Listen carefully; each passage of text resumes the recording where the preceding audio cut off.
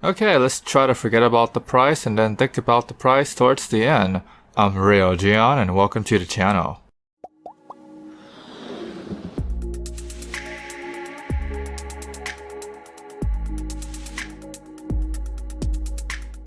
This is a very thin and professional looking keyboard that would be a great fit for any modern office or posh setup to show off to the internet. I don't think the bottom rail is standard because the spacebar seems kinda short, but I'm not sure if there is an aftermarket keycap for these switches. They're not the cherry stem like most keyboards, so I'm hoping there is aftermarket support in the future. There's a volume scroll wheel and a dedicated media controls on the right corner, which is nice. There are two indicator lights on the top of the F keys, and there's other buttons like profile switchers, game mode, wireless mode. Another cool thing about this keyboard is the wireless mode. If you have a wireless mouse as well, then this keyboard goes well with that setup. Also, don't forget that hipster looking plant that those posh setups tend to have. Hope I didn't step on a landmine. This is a plus size keyboard with a bank of macro keys, so this is good for those that plays MMOs or edit lots of videos. This also have the floating key design, which is a nice look, but I have to say this really looks like those laptop keyboards, and they sound kinda like them too. If you bring this keyboard to the office, no one's gonna bat an eye, and then you turn on the RGB and everyone loses their mind. It's also clicky, but it's not as loud, so I guess better double check with your coworkers in case if you planning on bringing a keyboard to the office.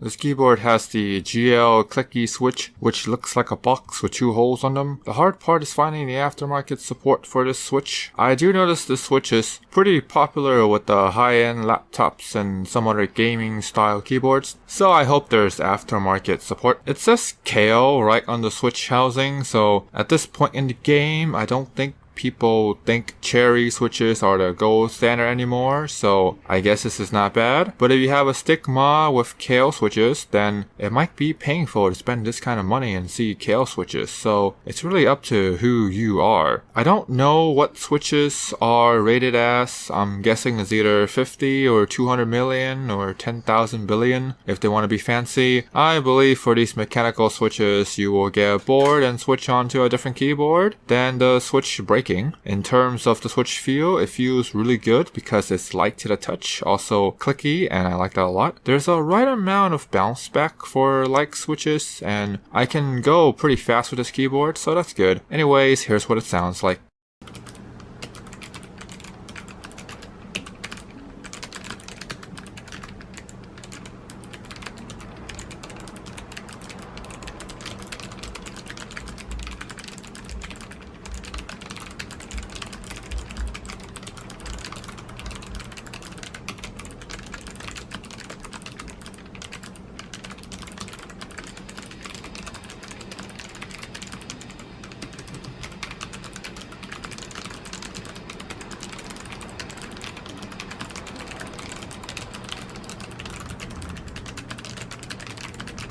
This keyboard uses Cherry stabilizer, so that's nice. I like Cherry more than CoStar. It's easier to clean the keyboard and take out the longer keycaps. This could be good or bad depending on who you are.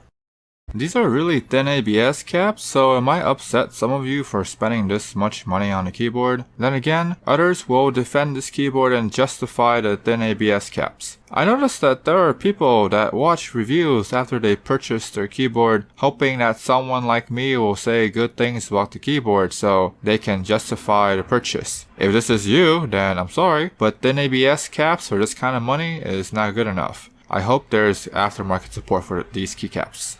There are two flip-up feet and I hope they have rubber on them. I didn't want to take out the wrapping because this keyboard belongs to someone else. Besides that, the back's pretty simple. You get a detachable braided micro USB cable, which is an odd choice because for this keyboard I would think they would use USB-C, but I guess not. In terms of latency, in my experience, I didn't experience any, which is kind of expected at this price point, no lag. In terms of battery life, the keyboard is rated for 30 hours, so I hope that's good enough for you. There's also a USB dongle, so try not to lose it because I'm not sure whether or not it will work without the dongle.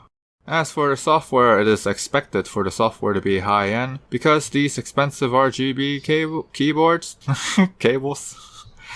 Anyways, I believe most of you will basically use your money towards the software. Every single key is macroable, which is expected. You get lots of lighting effects to choose from that aren't layers, but you can create your effect, which is actually really freaking nice. There's a large community for you to download lighting effects, which is also nice because this means there are new things to discover long after you own a keyboard. That's actually a really good thing, actually. For software to be this top-notch stuff is expected for the price tag.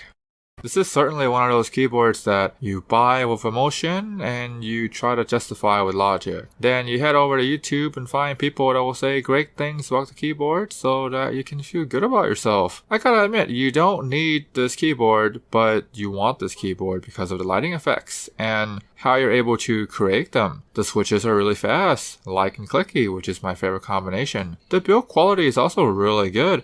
I just don't like the keycap materials, but I can see people commenting down below telling me I'm wrong, so there's that. For $250, it's your money, so it's your choice. Personally, I would not, but I'm not the preferred customer for this kind of keyboard. So, if you're new here, click subscribe, the bell, thumbs up for more content. You guys stay awesome.